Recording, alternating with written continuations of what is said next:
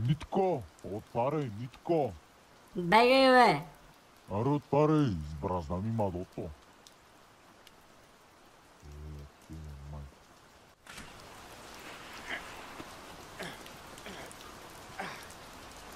Намокри ме, бе, хуй сплескан.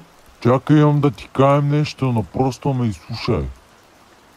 Видех цурка как я мандърсат мангали. Какво? Сериозен съм. Видех как я разширават газа и правят жестока оргия. Слагаха го много тежко. Ма я не ме мисли за идиот, бе, защото това не е верно. Цурка никога не се е мандърсали мангали, ама никой не я искал. Митко, верно не лъжем. Ма бегай от тука, бе!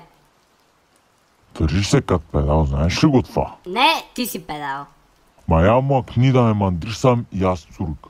Мода? Знаеш ли ко? Палим си голфа, ходим да пием една мездренска рекил в кръчмата, пускам си сръбско и отивам да мандърсам цурка.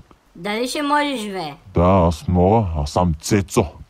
О, я да те видим дали ще го направиш. Ти дам 10 ля и да се черпиш по една гроздова ракия. Значи ще ти запалим голфа, ще взривим кръчмата, ще ти щупим ракията от главата и ще краднем цурка. Така, дай ми първо парите. Ще вземем мрелото ти тяло и ще го печем като прасе на Коледа. Я повтори пак. Ей, сплескан хуй! Са ти е бах майката. Ей! Малио, къде пали отидехме, бе? Кой това говно в банята? Бати, спадаме кръста от тебе. Да ми мадото. Е, педал. Е, сега те спипах. Да, те една Ева, пира, мамо, да те ева. една ракия, да те една бира, и още, да те една ракия.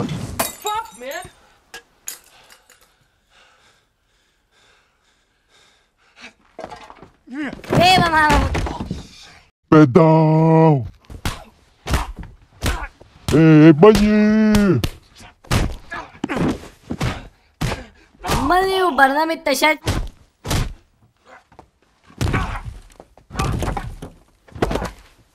Ой, мамо!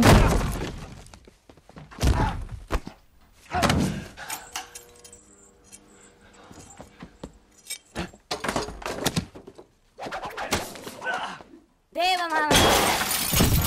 Обласнах си главата, Ева. Са ти е бах майката. Мале, не каза ми, бе! Не, ще пръдна, не!